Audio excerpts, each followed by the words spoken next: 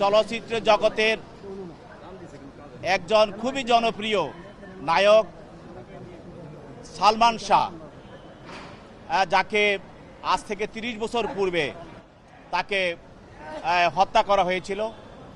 এই হত্যা মামলার পরবর্তীতে তার মামা এই মামলা দায়ের করে এবং এই মামলা দীর্ঘদিন তার মা, তার বাবা, সালমান শাহের বাবা দুইজনে এবং তার সালমান শাহর ফ্যানেরা আন্দোলন সংগ্রাম করে এই পরবর্তীতে বিজ্ঞ আদালত থেকে আদেশ নিয়ে এই মামলাটি রমনা থানায় একটি হত্যা মামলা দায়ের হয় এবং এই মামলার ৪ নম্বর আসামি হলো আজকে রাষ্ট্রাবুল হক ডন। এই মামলার ১ নম্বর আসামি হলো সালমান শাহর হত্যাকারী একজন, তার স্ত্রী সামিরা হক, এবং ২ নম্বর আসামি হলো আরেকজন হত্যাকারী তার আজিজ মোহাম্মদ ভাই, আরেকজন হত্যাকারী ৩ নম্বর মা মানে সামিরা হকের মা, ৩ নম্বর আসামি লুসি, এবং ৪ নম্বর আসামি হলো আজকের এই ডন।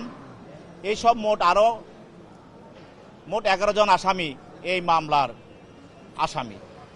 আজকের এই মামলার আসামি আশরাফুল হক ডন, যেই মামলায় তাকে হত্যা মামলা আসামি করা হয়েছে, এই মামলার যে বিষয়বস্তু সেটা হলো গত ৬/৯/৯৬ তারিখে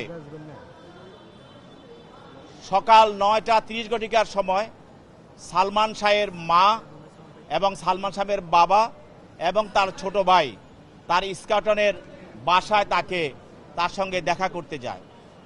এরপর তাকে সেখানে সামিরার লোকজন তাকে দেখতে দেয় নাই এবং তারা বলছে সে রেস্ট নিচ্ছে, ঘুমিয়ে আছে। তারপরে তাকে সেখান থেকে তারা বিতাড়িত করে, তারা চলে আসে।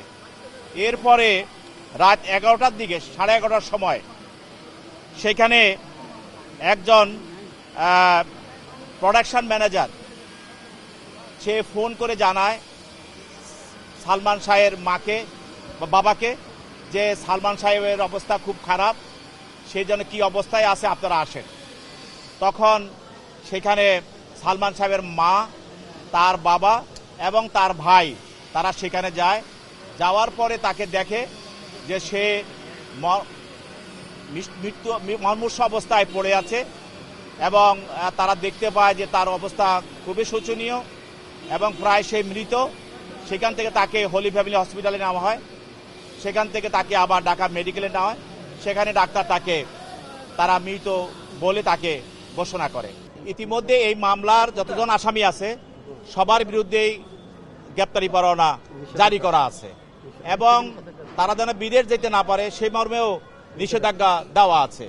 সেখানে ডন দেশের বর্তমান সরকারের যে বিচার ব্যবস্থা এবং সকল অতীতে ফ্যাসিস্টের আমলে যেসব হত্যা বা নির্যাতনের বিচার বন্ধ ছিল বা ধীরগতি ছিল, সেগুলি এখন এই সরকারের আমলে বিভিন্ন সময় আপনারা দেখছেন যে সরকার ন্যায় বিচার নিশ্চিত করার জন্য সবার পক্ষে কাজ করে যাচ্ছেন। সেই জন্য সে এই বিচারের ভয়ে সে নিজে পালিয়ে যাওয়ার জন্য চেষ্টা করেছিল, কিন্তু তার চেষ্টাটা ব্যর্থ হয়ে যায়।